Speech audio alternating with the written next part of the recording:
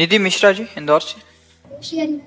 महाराज जी, हम ये मानते हैं कि श्राद्ध या तर्पण करने से पितृ संतुष्ट रहते हैं, पर अगर पितृ दोष हो तो हम क्या कर सकते हैं उनका आशीर्वाद सदैव हम पर बना रहे? उसे ये प्रश्न तो किसी पंडित से कीजिए जो इन कार्य प्रणालियों को करते हैं।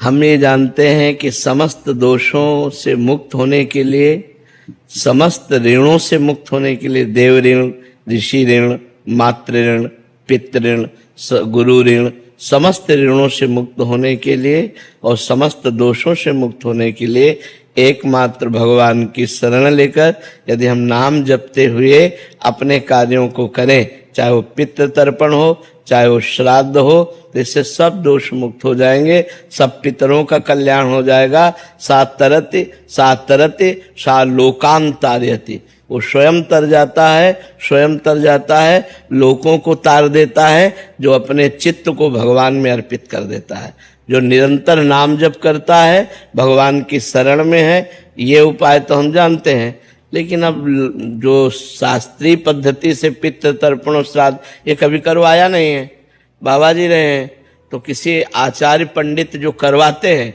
उनसे पूछ लीजिए। अगर सबका टोटल पूछ रहे हो कि कैसे कल्याण हो, तो एक उपाय है, सर्वधर्मान परित्यज्य मामेकम शरणम ब्रज अहम त्वाम सर्व पापेभ्यो मोक्षयिष्यामि मा शुचा। भगवान कह रहे हैं, राष्ट्रपति हैं, मुकदमा हार गए, फांसी की सजा हो गई, तो एक उपाय है, राष्ट्रपति माफ कर सकता है, दूसरा ले। तो भगवान अखिल ब्रह्मांडों के अधिपति हैं, उनकी शरण में होकर नाम जप किया जाए, सर्व मंगल हो जाएगा, सर्व मंगल हो जाएगा।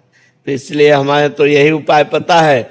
अगर और छोटे मोटे उपाय जानने हो तो किसी आचार्य से मिलो जो आपको ऐसे उपाय बताए, हमको तो इसका ज्ञान है नहीं जी। अजीत दुबे जी, राधा वल्लभ श्री हरिवंश। महाराज जी, क्या नाम जप करने से बिगड़े हुए कार्य में सफलता पाई जा सकती है? बिल्कुल बिल्कुल, यही तो एक उपाय है जो बिगड़े हुए कार्य को संभाल दे, यही उपाय है, दूसरा कोई उपाय नहीं।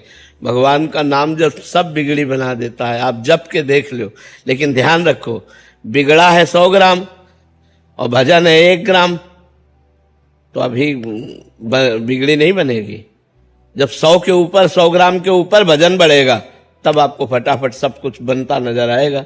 अब होता है कि हमारा पाप है 500 ग्राम और भजन 5 ग्राम है, मान लो हम मानते हैं आप करते हो, तो आपको अनुभव में नहीं आएगा, आनंद अनुभव में नहीं आएगा, क्योंकि जब तक संपूर्ण पाप नष्ट नहीं हो जाएगा तब तक भगवदानंद का अनुभव नहीं होता।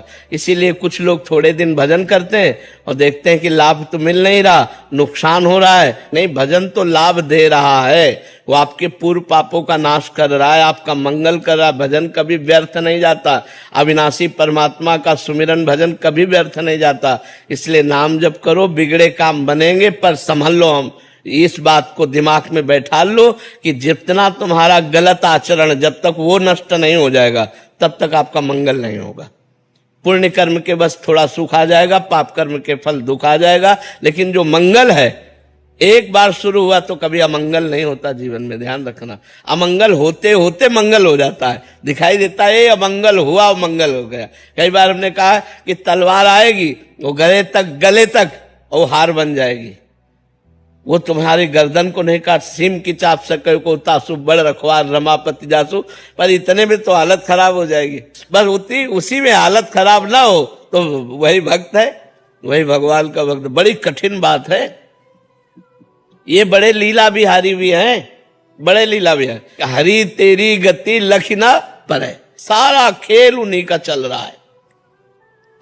ऐसे हो जाओ और भगवान का भजन करो तो निकल जाओगे नहीं। ऐसी ऐसी समस्याएं, ऐसा प्रपंच, ऐसी माया की दुर्गति किए हुए है, जीव की दुर्गति की हुई। थोड़ी थोड़ी सी इंच इंच जगह में भाई भाई को मारे डाला, थोड़ी सी वासना में पति पत्नी के बीच में मन मुटाव, पति पत्नी की हत्या, क्या क्या सब संसार में हो रहा है। अरे भगवान की शरण में हो जाओ, बुद्धि शुद्ध हो जाए तो बच जाओ, नहीं पता नहीं कौन सा पाप कहाँ करवा दे माया। और निरंतर नाम जप करो, तभी आनंद की अनुभूति होगी।